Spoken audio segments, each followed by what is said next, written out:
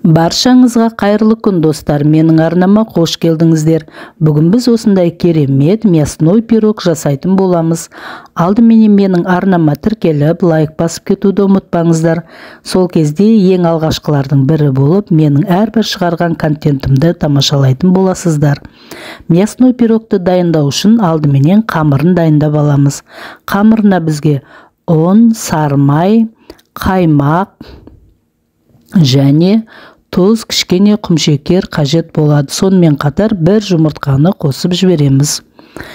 Осылардың барлығын жайлап, осылай видеода көрсеткендей етіп, қосып, барлығын араластырып, жұмсақ қамырымызды илеп аламыз. Мінекей, сары майды үккіштен өткізіп алғаннан кейін ұнға жақсылап араластырамыз. Одан кейін мінекей қажетті заттардың бәрін бірінен кейін бірін қосып, барлығын жақсылап араластырдым. Тұз, құмшекер, барлығын қосып, осылай жақсылап араластырып аламыз. Одан кейін бір жұмыртқамызды жарып, ішіне салып жібереміз.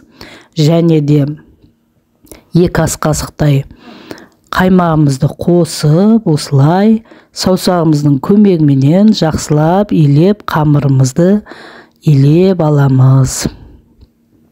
Мінекей қамырымды илеп болып қалдым. Осындай кішкене бір зуаладай қамыр шықты. Қамырымыз жұмсақ, осындай жұмсақ болып шығу керек. Енді қамырымызды дөңгелетіп, зуала жасап, салафанымызға салып, холодильникке жарты сағатқа, 1 сағатқа қойып қоямыз. Енді осы 2 аралықта қажетті салмамызды дайындаймыз. Салманы дайындау үшін бізге жарты килограмм ет, 3 дана пияз, 3 дана картошка қажет болады. Үлкен ыдысқа етімізді салып қоямыз. Одан кейін пиязымызды алып, осылай ұсақтап турап шығамыз. Ұсақ квадраттар тураймыз. Мінекей осылай өте ұсақтап тураймыз. Одан кейін картошкамызды да дәл осылай турап шығамыз.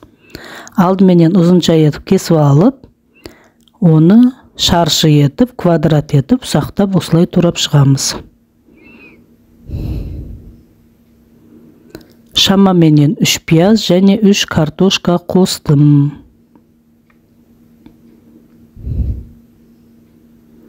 Барлығын осылай бір ыдысқа жинап аламыз. Одан кейін қажетті дәмдеуіштерін қосып, барлығын жақсылап араластырамыз. Мінекей тұзын салып жатырмын.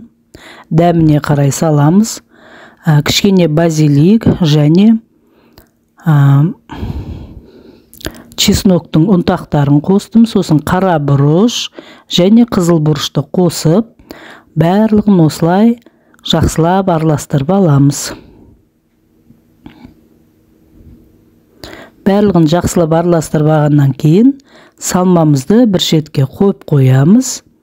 Енді табамызды алып келеміз. Осы аралықта қосып қоямыз. Пешімізді де 180 градусқа қосып қоямыз. Қыза беру керек. Мінекей сары майды табамызға осылай барлық жеріне тигізіп, жақсылап жағып аламын.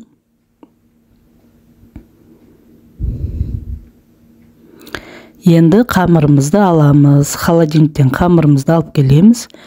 Қамырымыздың жартысынан көп бөлігін бір бөлек қоямыз, кішірек бөлігін қайтадан салафанымызға салып қоя тұрамыз. Үлкен бөлігін алып, дөңгелектеп аламыз да табамызға саламыз қазір. Алдыменен оқтаумен кішкене осылай жайып аламыз.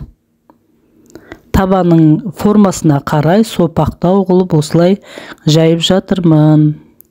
Шамаменен 0,4-0,5 миллиметрдей қалыңдықта осылай жайып аламыз да табамызға саламыз.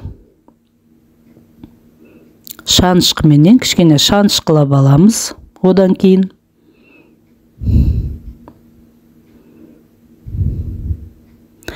мінекей дайын болды. Енді салмамызды алып келіп, жаңағы 50 грамдай, 60 грамдай сұйық майымызды құйып, тағы да кішкене араластырып аламыз салмамызды.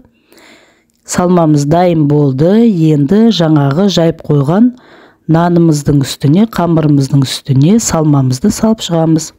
Енді қамырымыздың кішкене бөлігін алып, жаңағы қойып қойған, оны да осылай сопақ қылып жайып аламыз. Қалыңдығы 0,4-0,5 миллиметрдей болады. Қатты жұқа, қатты қалың болып кетсе де болмайды. Мінекей жайып болып қалдым. Енді осыны жаңағы салманың үстіне қойып, қамырымызды екеуін бекітеміз. Астында қамыр мен үстіндегі қамырдың шет-шетін бәрін жақсылап бекітіп шығамыз. Таза пісу үшін бетін кішкене пышақпенен кесіп қойдым қамырдың. Енді бір жұмыртқамызды кесеге салып, жақсылап араластырып аламыз да пирогымыздың бетіне жағып шығамыз. Оның бетіне кунжут сеуіп қойдым.